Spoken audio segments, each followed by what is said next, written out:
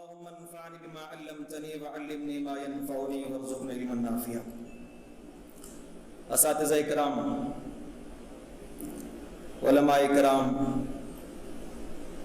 ذمہ داران جماعت اور جمعیت،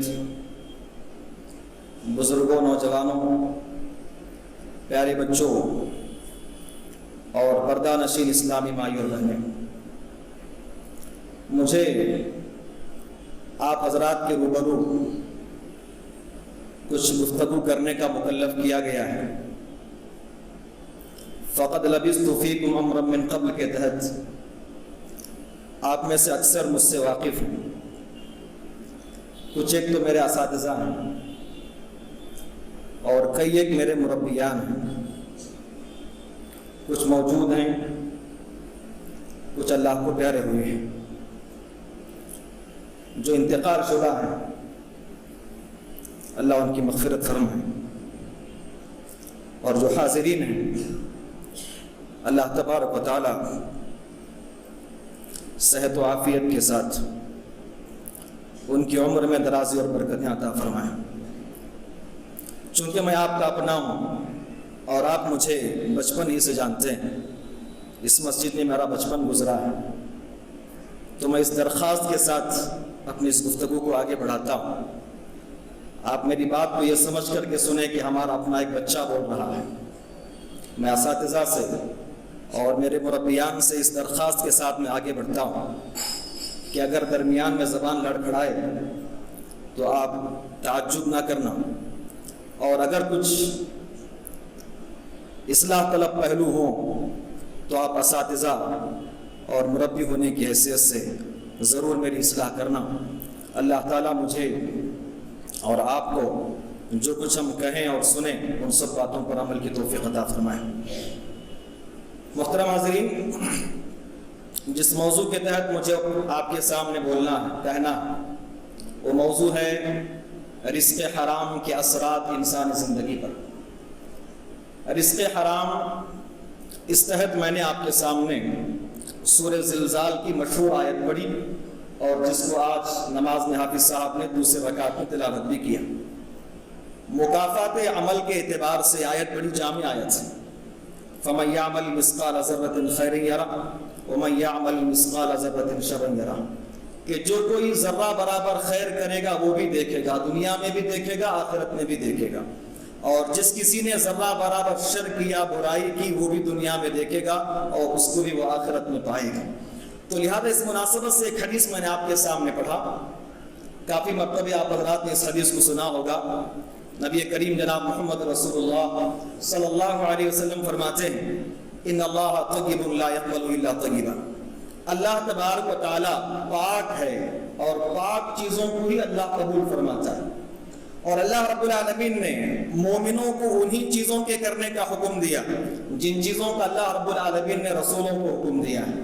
اللہ رب العالمین نے رسولوں سے کہا، یا ایھا الرسل کلوا من الطیبات واعملوا صالحا، اے رسولوں کی جماعت تم پاک چیزیں کھاؤ، پھر اس کے بعد کہا کہ واعملوا صالحا، نیک عمل کیا کرو۔ پھر اللہ رب العالمین نے ایمان والوں سے خطاب کرتے ہوئے فرمایا، یا ایھا الذین آمنوا کلوا من طیبات ما رزقناکم، اے ایمان والو جو کچھ ہم نے تم کو بطور رزق عطا کیا ہے اس میں سے پاک، حلال اور بہتر چیزوں کا تم استعمال کرو۔ اس حدیث کو ذکر کرتے ہوئے نبی کریم علیہ السلام نے آگے فرمایا، ثم ذکر الرجل، پھر آپ نے ایک آدمی کا تذکرہ کیا، اس آدمی کی کیفیت آپ نے بیان فرمائی، یطیل السفر، لمبا سفر کر کے آیا ہے، سحالت سفر میں ہے، اشعث اغبر، پراگندہ حال ہے، پراگندہ بال ہے، یمد یدیہ الی السماء، ہاتھوں کو آسمان کی طرف اٹھا کر پکارتا ہے، کہتا ہے، یا رب یا رب، اللہ ایسا کر دے، اللہ ایسا کر دے، اللہ میری فلاں ضرورت پوری کر دے، اللہ میری فلاں حاجت پوری کر دے۔ پھر نبی علیہ السلام فرماتے ہیں، وَمَطْعَمُهُ حرام مَلْبَسُهُ حرام وَغُذِيَ بِالْحرام، وہ انسان حرام کھاتا ہے، وہ انسان حرام کا پہنتا ہے، اور اس کی زندگی میں اس کی نشو و نما حرام غذا کو کھا کر ہی ہو رہی ہے۔ آپ فرماتے ہیں، فَأَنَّا يُسْتَجَابُ لَهُ، ایسے بندے کی دعا کو اللہ تعالیٰ کیسے قبول کرے گا؟ یہ حدیث مسلم کی۔ تو یہ اس آیت اور حدیث کا ترجمہ تھا جو میں نے آپ حضرات کے سامنے اپنے موضوع کو آغاز کرتے ہوئے پڑھا۔ محترم ساتھیوں، جیسا کہ آپ نے موضوع سنا، رزق حرام کے نقصانات یا اس کے اثرات انسانی زندگی پر کیا ہوتے ہیں، دو الفاظ ہیں، ایک لفظ رزق ہے اور دوسرا لفظ حرام ہے۔ پہلے ہم ان دونوں کی تشریح سمجھ لیتے ہیں۔ رزق کسے کہتے ہیں؟ اہل لغت نے لکھا ہے کل ما ينتفع به سواء كان ماديا او معنويا، ہر وہ چیز رزق ہے چاہے وہ مادی ہو یا معنوی ہو، جو نظر آتا ہے وہ بھی رزق ہے، جو نظر نہیں آتا ہے وہ بھی رزق ہے۔ یعنی اللہ تعالیٰ کی جانب سے جو بھی انعام انسان پر ہوتا ہے، چاہے دکھائی دے رہا ہو چاہے دکھائی نہ دے رہا ہو، وہ سب چیزیں رزق میں داخل ہیں۔ دکھائی دی جانے والی نعمتوں میں آپ جانتے ہیں کھانا پینا ہے، رزق ہے، سونا ہے، چاندی ہے، روپے پیسے، یہ سب رزق ہے۔ اسی طریقے سے معنوی چیزیں جو دکھائی نہیں دیتی ہیں، انسان کو علم دیا گیا دکھائی نہیں دیتا ہے، یہ اللہ تعالیٰ کی جانب سے اس کو رزق ملا ہے۔ اور انسان کو اللہ نے بہادری عطا کیا، صحت و عافیت عطا کیا، یہ سب چیزیں معنوی رزق ہیں، تو اس پر بھی رزق کا اطلاق ہوتا ہے۔ اور اسی طریقے سے وہ نفع اٹھائی جانے والی چیز چاہے دنیا میں آپ کو مل رہی ہو چاہے آخرت میں آپ کو مل رہی ہو، اس لیے کہ اللہ رب العالمین نے قرآن مجید میں جہاں پر ایک مومن کو دنیا میں ملنے والی چیزوں کے لیے رزق کا لفظ استعمال کیا ہے، وہیں پر اللہ تعالیٰ نے آخرت میں جنت میں ملنے والی نعمتوں کے لیے بھی اللہ نے رزق کا لفظ ہی استعمال کیا ہے۔ اللہ تعالیٰ سورہ آل عمران میں فرماتا ہے وَلَا تَحْسَبَنَّ الَّذِينَ قُتِلُوا فِي سَبِيلِ اللَّهِ أَمْوَاتٌ بَلْ أَحْيَاءٌ عِندَ رَبِّهِمْ يُرْزَقُونَ۔ اللہ رب العالمین نے فرمایا کہ جو لوگ اللہ کے راستے میں قتل کر دیے جاتے ہیں، شہید کر دیے جاتے ہیں، انہیں تم مردہ مت کہو، بلکہ وہ زندہ ہیں اپنے رب کے پاس، اور ان کو ان کے رب کے پاس سے روزی دی جا رہی ہے، ان کو اللہ تعالیٰ رزق فراہم کر رہا ہے۔ تو یہاں پر اس آیت میں اللہ کے پاس سے ملنے والی نعمتیں جو انسان کی موت کے بعد ہے، اس کے لیے بھی اللہ رب العالمین نے رزق کا لفظ ہی استعمال کیا ہے۔ اب آئیے دوسرے لفظ کی طرف ہم چلتے ہیں۔ لفظ حرام کسے کہتے ہیں؟ اس لیے کہ رزق ہے پھر اس کے بعد حرام ہے، رزق کے معنی آپ کو معلوم ہوگا۔ حرام کسے کہتے ہیں؟ حرام لغوی اعتبار سے اس کا معنی ہے الممنوع، ایک ایسی چیز جس سے منع کر دیا گیا ہے، ایک ایسی چیز جس سے منع کر دیا گیا، جس سے روک دیا گیا، تو اسے حرام کہتے ہیں۔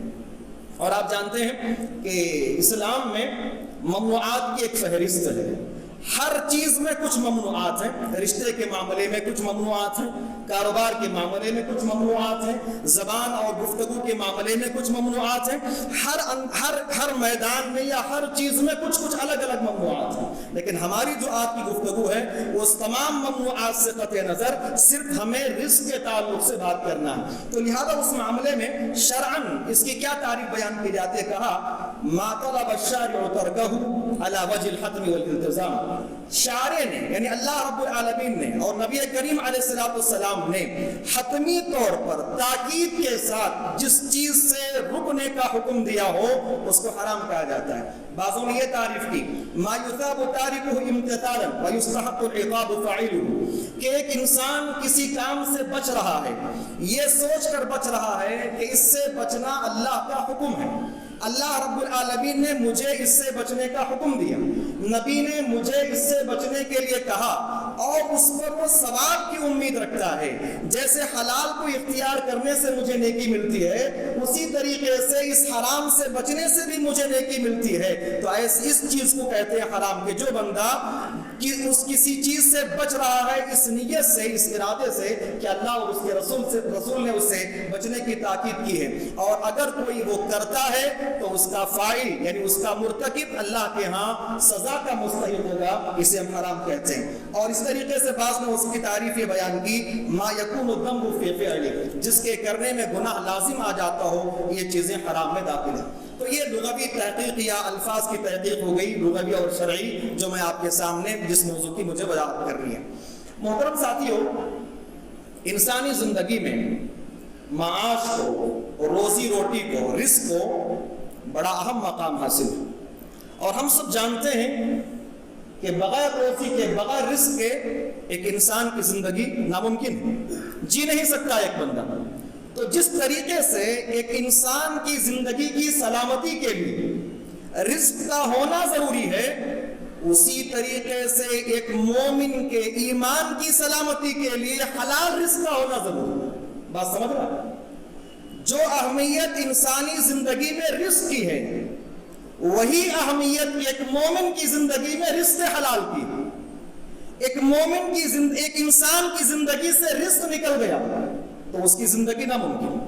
اسی طریقے سے ایک مومن کی زندگی سے اگر حلال نکل گیا, حرام ہی اس کی زندگی میں آیا, تو پھر اس کی زندگی میں ایمان باقی نہیں رہتا, اس کی زندگی میں پھر عمل باقی نہیں رہتا, اس کی زندگی میں پھر اطاعت باقی نہیں رہتی, بلکہ آپ یہ سمجھ جائیے کہ اس کی زندگی میں کسی قسم کا کوئی خیر باقی نہیں رہتا. حلال اور حرام کا معاملہ لوگوں نے اس کو بڑا معمولی سمجھا, آپ اس کو ہرگز لائٹ نہ لیں, معمولی نہ سمجھیں.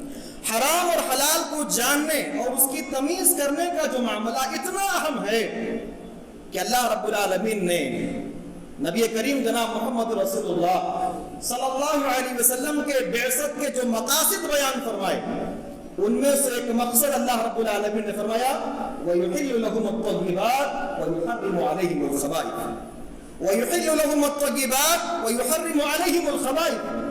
اس نبی کی بعثت کا مقصد یہ ہے کہ یہ اپنی امت کے لیے, انسانوں کے لیے پاک اور بہتر چیزوں کے لیے بہتر چیزوں کو حلال قرار دیتا ہے, اور جو خبائث ہیں, جو گندی چیزیں ہیں, جو انسان کے اخلاق اور اس کے ایمان کو متاثر کرنے والی چیزیں ہیں, ان چیزوں سے یہ پیغمبر ان کو روکتا ہے. تو اس سے آپ اندازہ لگائیے کہ بعثت نبی کے مقاصد میں سے ایک اہم مقصد ہے کہ لوگوں کو حلال اور حرام کی تمیز بتائیں, لوگوں کو حلال اور حرام کی وضاحت کریں. اسی طریقے سے نبی کریم علیہ الصلوۃ والسلام نے اپنے اقوال کے ذریعے سے اور اپنے افعال کے ذریعے سے آپ نے رزق حلال کی بڑی تاکید فرمائی. نبی کریم علیہ الصلوۃ والسلام فرماتے ہیں ما اکل احد طعاما خیرا من ان یاکل من عمل یده, کہ جو بھی انسان کھاتا ہے, غذا کھاتا ہے, ان میں سب سے بہتر غذا وہ ہے جو بندہ اپنے ہاتھ کی کمائی سے کھاتا ہے. پھر آپ نے فرمایا وَإِنَّ نَبِيَّ اللَّهِ داؤد كَانَ يَأْكُلُ مِنْ عَمَلِ يَدِهِ, اور داؤد علیہ السلام بھی اپنے ہاتھ کی کمائی سے کھایا کرتے تھے. اور جو بندہ حلال کمائی کی جستجو میں رہتا ہے, حلال کمائی کی کد و کاوش میں رہتا ہے, یاد رکھیے وہ بندہ اللہ کی نگاہ میں بڑا قدر و منزلت کا حقدار ہے. سورہ مزمل آپ اٹھائیے, اللہ رب العالمین نے سورہ مزمل میں تہجد گزاروں کے تذکرے اور مجاہد فی سبیل اللہ کے تذکرے کے ساتھ تاجروں کا ذکر اللہ رب العالمین نے کیا.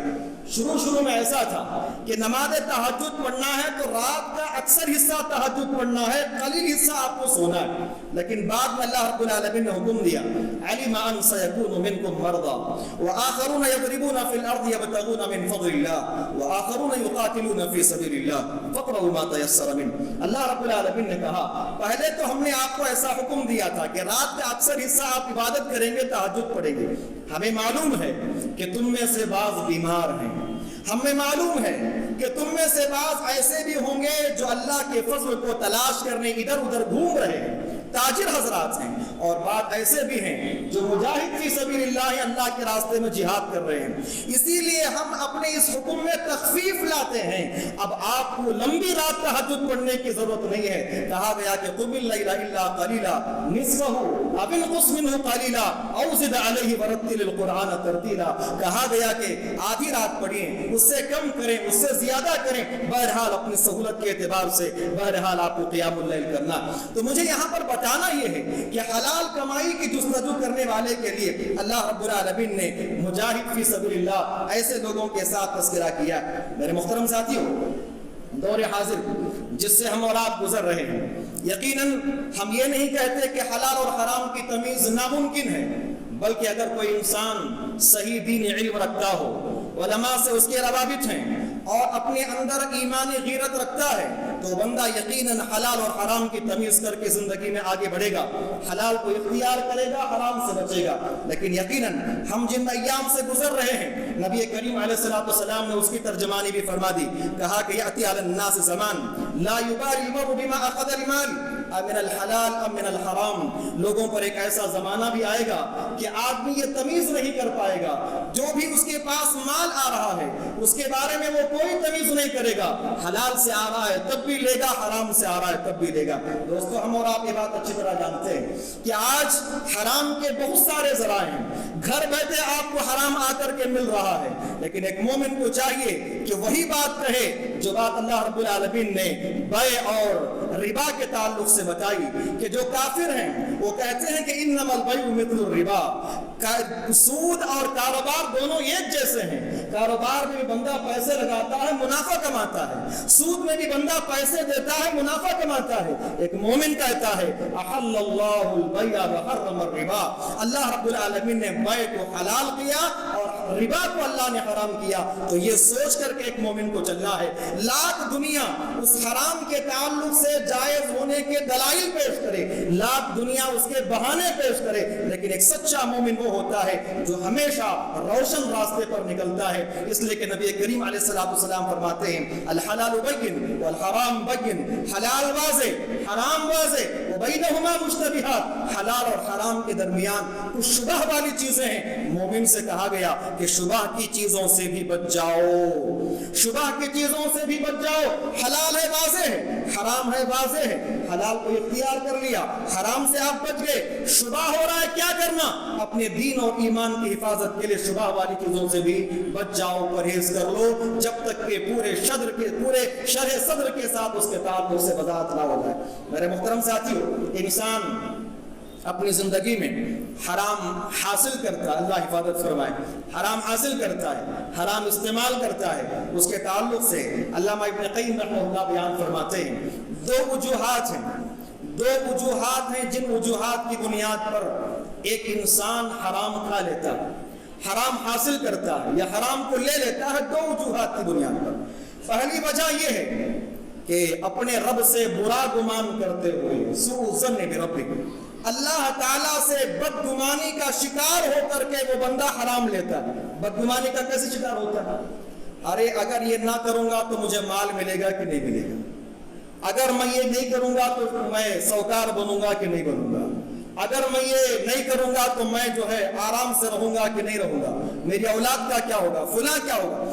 اپنے رب کے ساتھ بدگمانی کا شکار ہو جاتا ہے۔ وہ یہ نہیں سوچتا ہے کہ رب نے پیدا کیا اور وما من دابۃ فی الارض الا علی اللہ رزقها، رزق کی ذمہ داری تو اللہ رب العالمین نے لی ہے، مجھے حلال اور حرام کی تمیز کا حکم دیا گیا۔ وہ یہ نہیں سوچتا ہے، بس اللہ کے تعلق سے بدگمانی کا شکار ہوتا ہے اور وہ بندہ رزق حرام کا مرتکب ہو جاتا ہے۔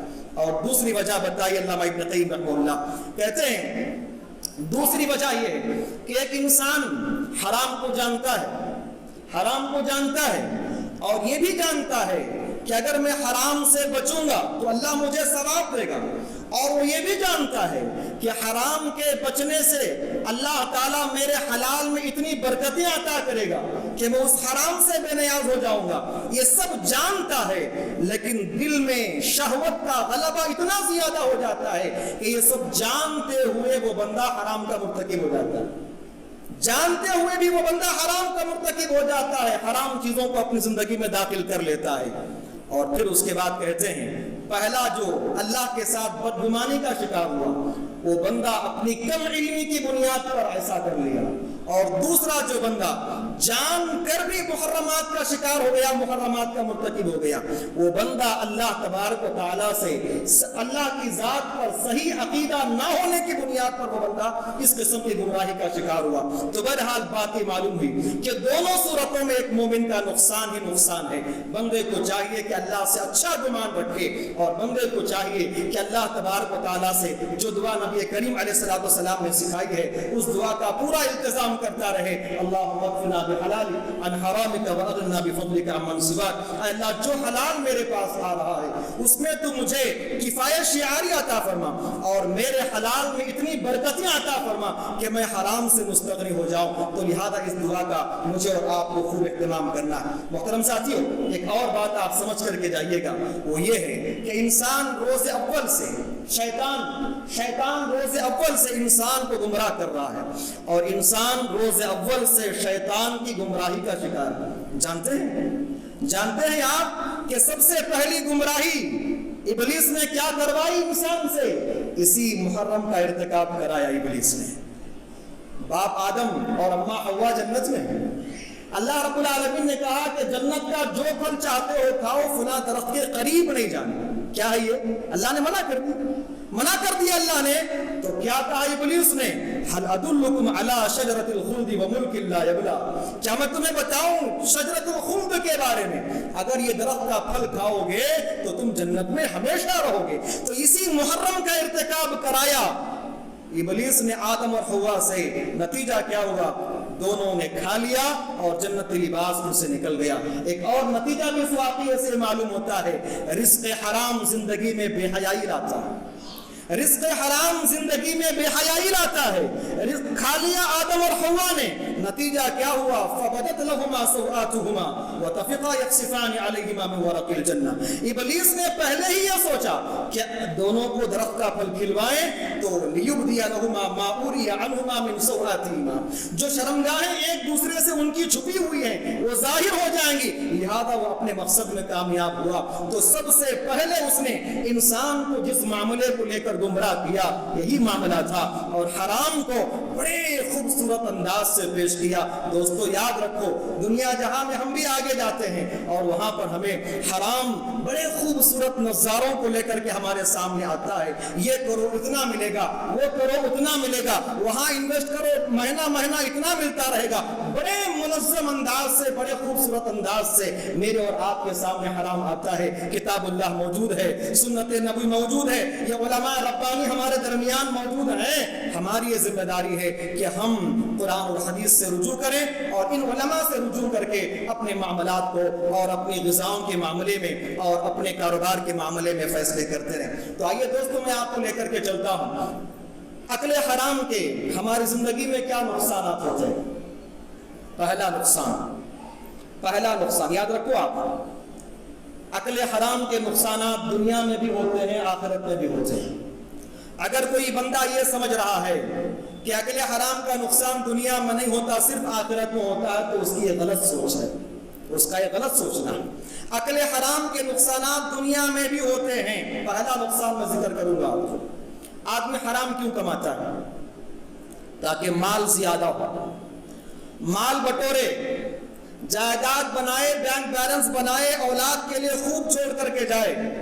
یاد رکھو مال حرام برباد ہو جاتا ہے. جس مال کو حلال اور حرام کی تمیز کیے بغیر ایک بندہ جمع کرتا ہے، اللہ رب العالمین نے قرآن مجید میں اس تعلق سے فرمایا یمحق اللہ الربا ویربی الصدقات. حرام کو اللہ محق کر دیتا ہے. محق، یمحق کا یہ لفظ عربی زبان کا وہ لفظ ہے جو بربادی کی انتہا کے لیے کہا جاتا ہے. اس سے بڑھ کر کے بربادی کا تصور ہی نہیں. لفظ یمحق سے بڑھ کر اللہ رب العالمین نے کہا یمحق اللہ الربا ویربی الصدقات، کہ اللہ تبارک و تعالی سود کو مٹا دیتا ہے، حرام کو مٹا دیتا ہے، صدقات و خیرات اور حلال کو اللہ تبارک و تعالی بڑھاتا ہے، اللہ تعالی اس کو پالتا ہے. اور اسی طریقے سے نبی کریم علیہ السلام کی ایک حدیث ہے، عبداللہ بن مسعود رضی اللہ عنہ راوی حدیث ہے، ابن ماجہ کی روایت ہے، رسول اکرم صلی اللہ علیہ وسلم نے فرمایا ما احد اکثر من الربا الا كان عاقبۃ امره الى قلہ. کوئی بھی آدمی اپنے مال کو حرام ذریعوں سے بڑھانا چاہتا ہے، کوئی بھی آدمی اپنے مال کو ربا اور سود کے ذریعے سے زیادہ کرنا چاہتا ہے، اس کو معلوم ہونا چاہیے کہ اس کا انجام قلت کی طرف جاتا ہے. اس کا مال بڑھتا نہیں ہے، اس کا مال کم ہوتا ہے. اسی لیے اللہ رب العالمین نے کہا کہ جو بندہ اللہ کے وما آتیتم من زکات، اللہ فرماتا ہے کہ وما آتیتم من ربا لیربو فی اموال الناس فلا یربو عند اللہ وما آتیتم من زکات تریدون به وجه اللہ فاولئک هم المضعفون. کہ تم جو کچھ سودی لین دین کرتے ہو، جس کے ذریعے سے تم چاہتے ہو کہ تمہارا مال بڑھے، فلا یربو عند اللہ، وہ اللہ کے پاس نہیں بڑھے گا. ذاتی طور پر، مرئی طور پر، دماغی طور پر وہ مال تمہیں نظر آئے گا، لیکن اس مال کی جو حقیقی چیز ہے برکتیں اللہ اسے ختم کر دے گا، برکتوں کو اللہ تعالیٰ ختم کر دے گا. ممکن ہے کہ مال کو آپ نے جمع کر لیا ہو، لیکن برکتیں جو اللہ تعالیٰ کا انعام ہے وہ حرام رزق کی موجودگی میں کبھی حاصل نہیں ہو سکتی ہے. اور آپ آگے چلیے. دوسرا نقصان حرام کا جو انسانی زندگی پر مرتب ہوتا ہے وہ یہ ہے کہ رزق حرام کا مرتکب، حرام رزق کو حاصل کرنے والا اللہ کا لعنتی ہے، اللہ کی لعنت ہے اس پر. جو حرام رزق کا متلاشی ہے اور حرام رزق کو زندگی میں داخل کرتا ہے۔ ایک نہیں کئی ایسی روایتیں ہیں جہاں پر نبی کریم علیہ السلام نے محرمات کا، حرام چیزوں کے تذکرے کے ساتھ آپ نے اللہ کی لعنت کا ذکر فرمایا۔ سود کے تعلق سے آپ نے فرمایا لعن اللہ، سود کے تعلق سے آپ فرماتے ہیں کہ لعن اللہ آکل الربا وموکلہ وشاہدہ وکاتبہ، اللہ کی لعنت ہے سود کھانے والے پر، اللہ کی لعنت ہے سود کھلانے والے پر، اللہ کی لعنت ہے سودی لین دین لکھنے والے پر، اللہ کی لعنت ہے سود کے معاملے میں گواہ بننے والوں پر، اور آپ نے فرمایا کہ ہم فی سوا، اس معاملے میں لعنت میں سب کے سب برابر، سب کے سب برابر ہے لعنت میں۔ تو لعنتی فعل ہے جو بندہ حرام غذا کو یا حرام چیزوں کو اپنے اندر لیتا ہے۔ ایک اور حدیث میں آپ فرماتے ہیں لعن رسول اللہ صلی اللہ علیہ وسلم الراشی والمرتشی، رسول اکرم صلی اللہ علیہ وسلم نے رشوت لینے اور رشوت دینے دونوں پر اللہ کے نبی نے لعنت نازل فرمائی، جو کہ مال حرام کے ذرائع میں سے ذریعہ ہے۔ ایک اور حدیث میں آپ صلی اللہ علیہ وسلم فرماتے ہیں لعن اللہ، صحیح مسلم کی روایت ہے، لعن اللہ من لعن والدی، لعن اللہ من ذبح لغیر اللہ، لعن اللہ من آوى محدثا، ولعن اللہ من غیر منار الارض۔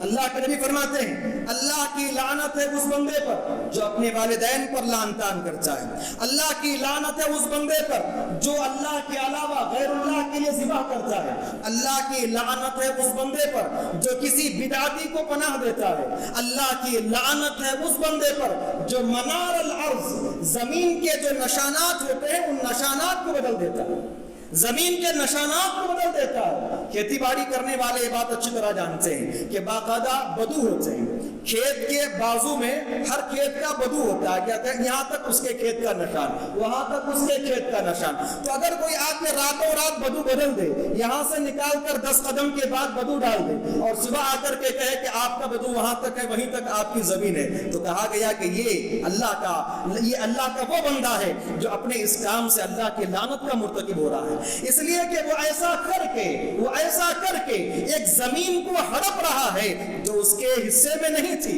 جو اس کے لیے نہیں آنے والی تھی۔ پلاٹس کی زمینوں کا بھی ایسا ہی معاملہ ہے، پتھروں کو بدل دیا جاتا ہے۔ تو کتنی بڑی بات اللہ کے نبی علیہ السلام فرماتے ہیں کہ جو بندہ زمین کے نشانات کو بدل دیتا ہے اس پر بھی اللہ تعالیٰ کی لعنت ہے۔ اور آپ آگے چلیے، تیسرا نقصان جو بندے کو حرام کھانے سے ہوتا ہے وہ یہ ہے کہ بندہ اللہ کے غضب کا شکار ہوتا ہے۔ اللہ کے غضب کا شکار ہوتا ہے وہ بندہ جو حرام رزق کا مرتکب ہوتا ہے۔ کہا رسول اکرم صلی اللہ علیہ وسلم نے، صحیح بخاری اور صحیح مسلم کی روایت ہے، آپ فرماتے ہیں من حلف علی یمین یستحق بها مالا وهو فيها فاجر لقي الله وهو علیہ غضبان۔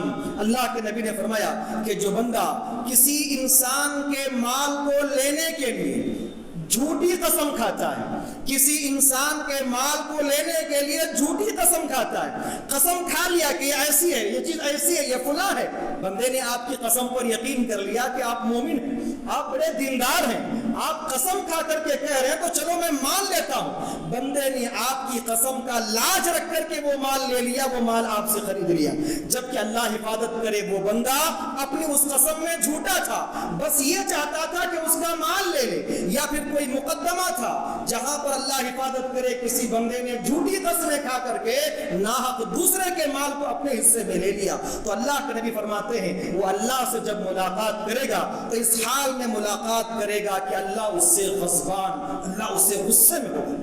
اور غضبان جو ہے یہ صفت مشبہ کا صیغہ، صفت مشبہ کا یہ صیغہ ہے، اور غضب کی انتہا رحمان کی صفت جو رحم کی انتہا کے لیے ہے، اسی طریقے سے غضبان کی صفت غضب اور غصے کی انتہا کے لیے ہے۔ آپ ذرا سوچو، کسی مالک یا کسی ساہوکار یا کسی مالدار انسان کی ناراضگی اللہ حفاظت کرے ہم زندگی میں جھیل نہیں سکتے ہیں، تو اللہ کا غضب کیسے جھیل پائیں گے، اللہ کا غضب کیسے برداشت کر پائیں گے؟ اور اللہ کے غضب کا شکار بندہ صرف آخرت میں نہیں بلکہ دنیا میں بھی ہو سکتا ہے۔ اسی طریقے سے وائل ابن حجر رضی اللہ عنہ کی روایت ہے، صحیح الترغیب کی حدیث ہے، بیان فرماتے ہیں کہ اللہ کے نبی علیہ الصلوۃ والسلام من اقتطع مال امرئ مسلم بغیر حق लकी अल्लाह वहु अलैहि गज़बान।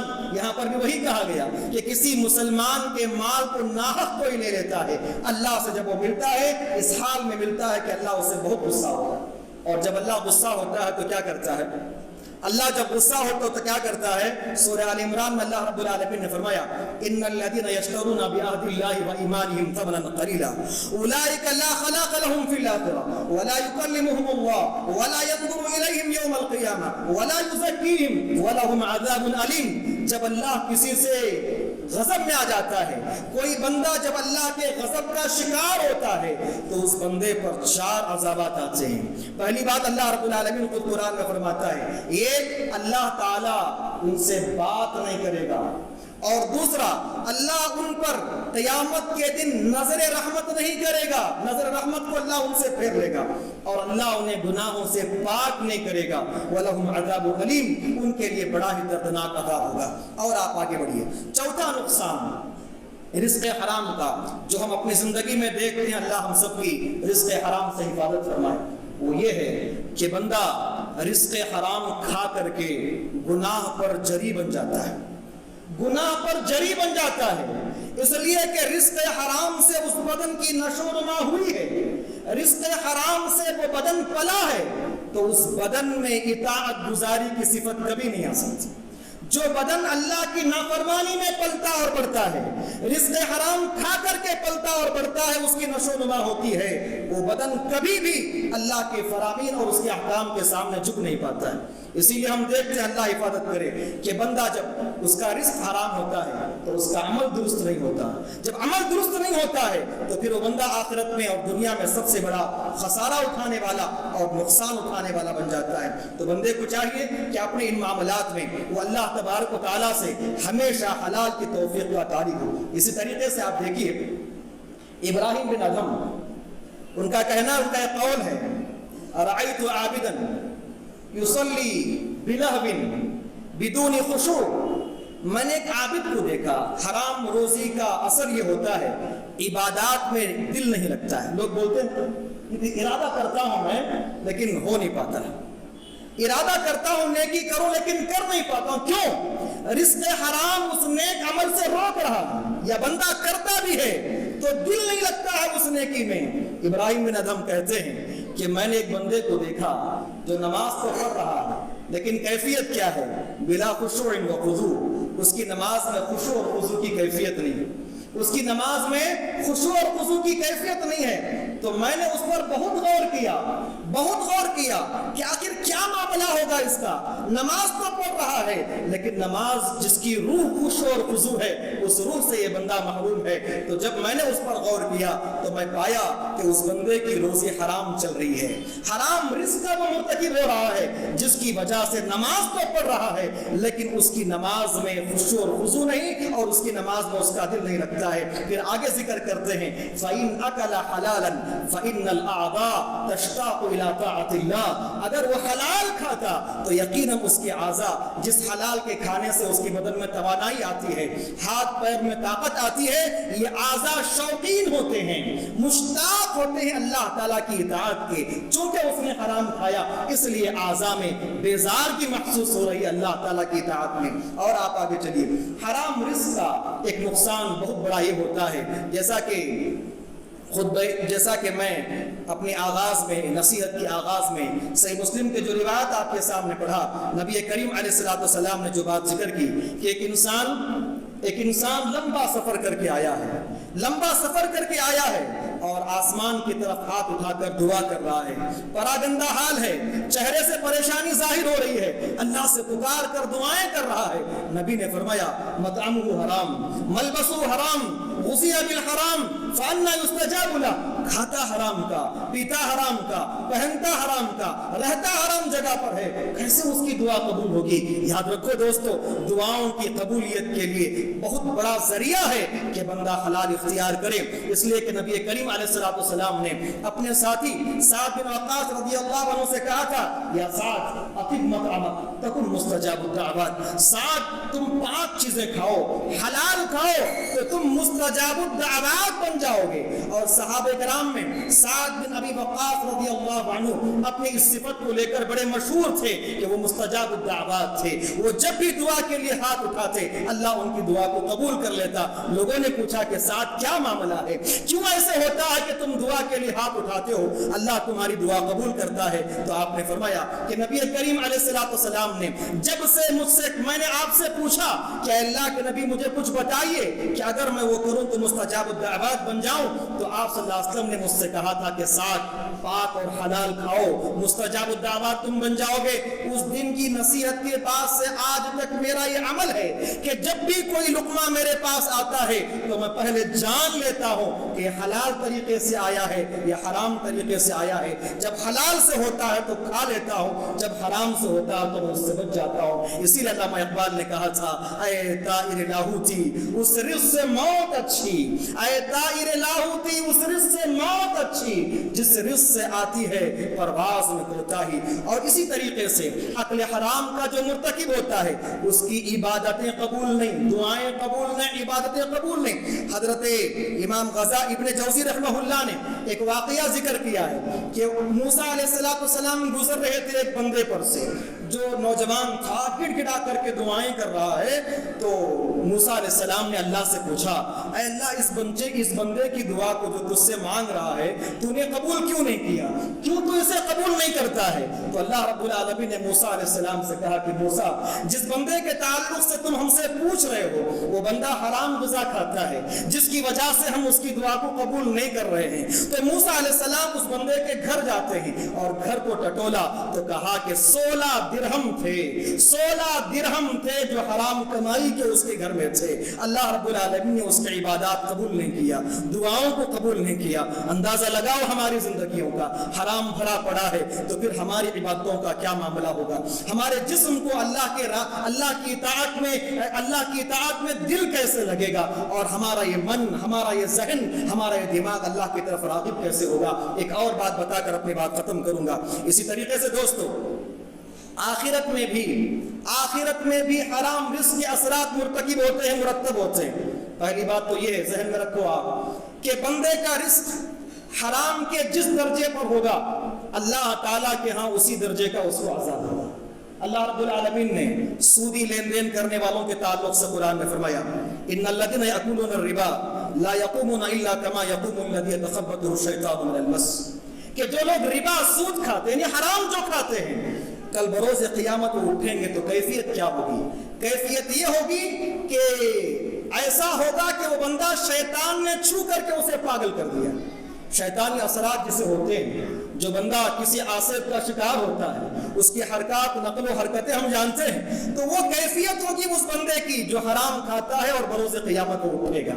اور اسی طریقے سے دوسری بات یہ ہے کہ بندہ جو حرام کھاتا ہے، کسی کی حرام چیز کو ہڑپ لیتا ہے، اللہ فرماتا ہے وَمَن يَغْلُلْ يَأْتِ بِمَا غَلَّ يَوْمَ الْقِيَامَةِ، کہ جو بندہ دھوکہ کرتا ہے، حرام کھا لیتا ہے، کل بروز قیامت اس کو اپنے سر پر اٹھا کر کے لائے گا۔ لوگ دیکھ کر کہیں گے کہ ارے فلاں اس کے سر پر اتنی بڑی ٹوکری، گویا کہ وہ اتنا بڑا حرام خور تھا، گویا کہ وہ اتنا زیادہ حرام کھانے والا تھا۔ وَمَن يَغْلُلْ يَأْتِ بِمَا غَلَّ يَوْمَ الْقِيَامَةِ۔ اسی طریقے سے اللہ رب العالمین نے سورہ نساء میں فرمایا ان الذین یأکلون اموال الیتامی ظلما انما یأکلون فی بطونہم نارا وسیصلون سعیرا، جو یتیموں کا مال کھاتے ہیں وہ اپنے پیٹ میں آگ بھر رہے ہیں اور بروز قیامت جہنم میں دہکتی آگ میں وہ ڈالے جائیں گے۔ ایک اور بات یہ ہے کہ ظالم جو ہوگا، حرام رزق کا جو مرتکب ہوگا، دوسروں کے مال پر ناحق قبضہ جمانے والا جو ہوگا وہ قیامت کا مفلس ہوگا۔ نبی کریم علیہ السلام نے صحابہ سے پوچھا کیا تم جانتے ہو صحابہ مفلس کسے کہتے ہیں؟ کیا تم جانتے ہو مفلس کسے کہتے ہیں؟ تو صحابہ نے کہا کہ ہم میں کا مفلس وہ ہے جس کے پاس درہم اور دینار نہ ہو۔ تو اللہ کے نبی نے فرمایا میری امت کا مفلس وہ ہے جو قیامت کے دن آئے گا صدقے سے، نمازوں کے ساتھ، زکوٰۃ کے ساتھ، بے شمار اس نے عمل کیے ہوں گے، نیکیوں کے پہاڑ لے کر کے آئے گا وہ قیامت کے دن، لیکن ساتھ ساتھ میں گناہ کیا ہے؟ قد شتم ھذا، کسی کو گالی دیا ہے، کسی کو مارا ہے، کسی کا خون بہایا ہے، اور اسی میں آپ نے فرمایا وَأَكَلَ مَالَ هَذَا، کسی کا مال ناحق کھایا ہوگا، نتیجہ کیا ہوگا؟ نیکیاں دے دی جائیں گی، نیکیاں دے دی جائیں گی۔ اب اس کے بعد جب نیکیاں ان میں تقسیم کر دی جائیں گی تو بندے کے پاس نیکیاں باقی نہ رہیں گی۔ مظلومین ہیں، روزانہ کئی ایک کے مال کو ہڑپتا تھا، وہ اور لوگ ہیں، کیا ہوگا؟ ان کے گناہ اس کے سر ڈال دیے جائیں گے۔ جو نیکیوں کے پہاڑ لے کر کے آیا تھا وہ پہاڑ گناہوں کے پہاڑ میں بدل جائیں گے۔ یہ مفلس ہے، یہ مفلس ہے، یہ مفلس ہے۔ تو بہرحال دوستو، حرام روزی یہ ہر اعتبار سے انسان کی دنیا اور آخرت دونوں کو برباد کرتی ہے، اور حلال روزی یہ ہر اعتبار سے میری اور آپ کے لیے خیر ہے، اگرچہ کہ مختصر ہو لیکن رب کی جانب سے اس میں بڑی خیر و برکتیں ہوتی ہیں۔ اللہ سے دعا ہے کہ اللہ تبارک و تعالی ہم تمام کو حلال روزی اختیار کرنے کی توفیق عطا فرمائے، اور حرام روزی سے اللہ تعالی ہم سب کی حفاظت فرمائے۔ ذریعہ معاش کو لے کر جو لوگ پریشان ہیں، اللہ تبارک و تعالی ان کے لیے مناسب حلال طریقے کا اور حلال طریقے کا ذریعہ معاش اللہ تعالی انہیں عطا فرمائے۔ جو ہم میں سے بیمار ہیں اللہ ان کی بیماری میں شفا یابی عطا فرمائے، جو مقروض ہیں اللہ تبارک و تعالی ان کے قرض کی ادائیگی کا انتظام فرما دے، جو جس پریشانی کے اندر بھی مبتلا ہیں اللہ تبارک و تعالی ان سب کی پریشانیوں کو دور فرمائے۔ آخر میں دوبارہ میں آپ سب کا شکر گزار ہوں کہ آپ نے اپنے اس بچے کو اس قابل سمجھا کہ وہ آپ کے سامنے کچھ کہہ سکے۔ اللہ تعالیٰ میرے آنے کو اور آپ سب کے مل بیٹھنے کو اور آپ کی میرے لیے ہمت افزائی کو اللہ قبول فرمائے، آمین۔ وآخر دعوانا الحمدللہ رب العالمین۔